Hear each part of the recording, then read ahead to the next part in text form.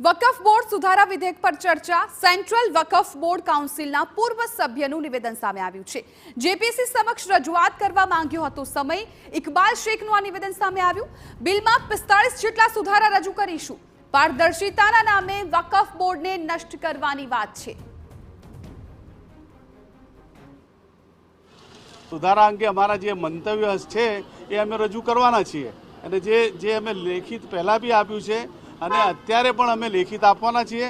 અમે તમામ આ સુધારા અંગે ખૂબ જ વિસ્તૃત ચર્ચા કરવાના છીએ અને જેટલા સુધારાઓ 45 જેટલા સુધારાઓ છે એ સુધારાઓ શા માટે લેવામાં આવ્યા છે અને શા માટે લાવ્યા છે એની સામે અમે વિગતવાર રજૂઆતો કરીશું। થયેલા સુધારાની તરફેણમાં પહોંચ્યા છે અનેક લોકો। એડવોકેટ રાહિલ જેને સુધારાને સકારાત્મક ગણાવ્યો છે। આ માત્ર એક ધર્મની તરફેણ કરતો કાયદો તેવું રાહિલ જૈને કહ્યું છે।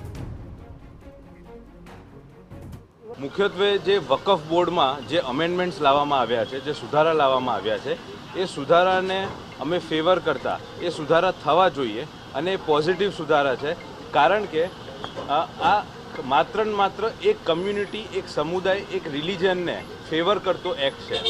આજે આપણા દેશમાં ખાલી એક જ રિલિજન અથવા કે એક જ કમ્યુનિટી નથી। એની એકાઉન્ટેબિલિટી, એની ઓનરશિપ અંગેનો, એનો વહીવટ અંગેનો, વકફની સામે જે અપીલ અથવા રિવિઝનના પાવર છે એ અંગેનો, એના સભ્યની નિમણૂક અંગેનો, આ તમામ પાસાઓ જુદા જુદા જે છે એમાં સુધારા વધારા જે કરવાની 2024માં જે આવ્યું છે બિલ, એ બિલ અનુસંધાને આજરોજ કમિટીના સજેશન હતા। તો ગુજરાત વકીલ મંડળે પણ પોતાની વાત જેપીસી સમક્ષ મૂકી છે। એક્ઝિક્યુટિવ કમિટીના 5 સભ્યોએ મૌખિક અને લેખિત સૂચનો આપ્યા છે। વકફની પ્રોપર્ટીની કાયદેસરતા, વહીવટ અને ગણતરી મુદ્દે સ્પષ્ટતા માટે સૂચનો આપ્યા।